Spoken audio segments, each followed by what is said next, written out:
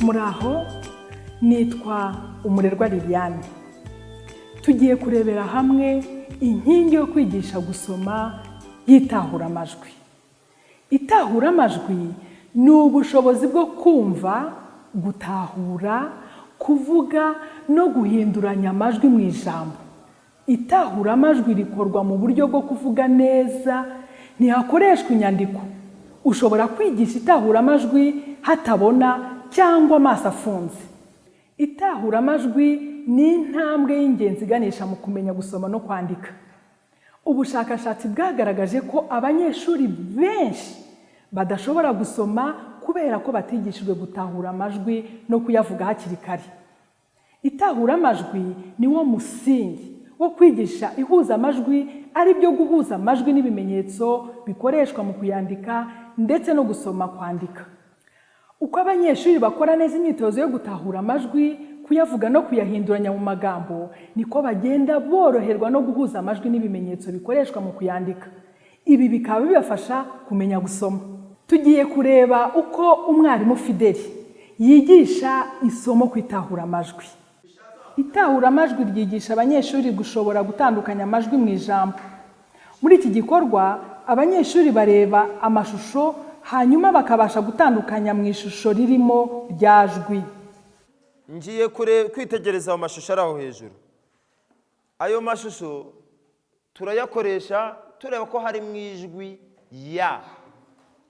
Nidusanga hari mu ijwi ya, ndagira gutya. Ninsanga ntaryo, turarebesha ibikumwe hasi. Irya mbere ni njye uri burikore mu byibuke, sibyo?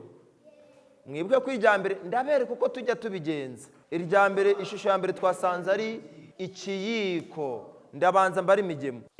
Ikiyiko. Ishusho ya kabiri mwayitegereje neza? Tugiye kuyivugira hamwe nanjye. Tugendere rimwe. Telefone. Nibyo?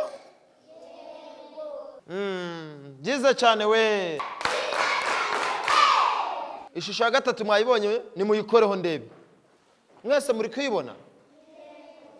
Ninde wamenye izina ryayo wanashyira agahita twereka rwose? Vanessa. Igitiyo. Kutabaze iri ku ntoki? Igitiyo. Aha, yabishoboye. Uturabo. Uturabo. Aha. Igitiyo. Mu ishuri, ushobora gukoresha izindi mfashanyigisho zigaragaramo ijwi ririmo gutahurwa kandi hagakorwa indi myitozo myinshi ifashe gutandukanya amajwi. Mureke turebere hamwe urundi rugero rwo gutahura amajwi, tubigaragarisha gushyira igikumwe hejuru cyangwa kugishyira hasi. Igikoresho cyane icya mbere. Mureke ninjye ugiye kubibereka, sibyo? Ikaramu. Ndahita ngira gutya, sibyo? Kuko mu ikaramu nta ya irimo, sibyo? Ngiye kubereka kino giti cyacu. Iki muzi izina ryacyo? Iki giti rero ngiye kubara gatatu, tuvugire hamwe izina ryacyo, dukore n'ikimenyetso. 1 2 3. Umuyenzi. Twese twagize dutya. Ngiye kubereka ikindi. Iki kintu mucyitegereze, murakizi? Ninde uzi izina ryacyo? Ashyira hejuru atavuze. Anita, haguruka. Uturabo. Uturabo. Itahuramajwi ryigisha abanyeshuri kugira ubushobozi bwo gutandukanya amajwi mu ntangiriro, hagati no ku musozo w'amagambo. Ngiye kujya mvuga ijambo. Nitwumvamo ijwi ya ririmo hagati, nibwo turagenda ndashyira ibikumwe hejuru. Ikiyiko. Ikiyiko. Mbigenze gutya, nshyize ibikumwe hejuru kubera ko ya irimo hagati. Tugiye ku ijambo rya kabiri, turakorera hamwe twese hamwe. Niwumva harimo ya hagati, urazamura ibikumwe. Numva itarimo hagati, uramanura ibikumwe. Ngiye kurivuga ubwa kabiri turarivugira hamwe. Yohani, dusubiremo, Yohani. Bibimenyetso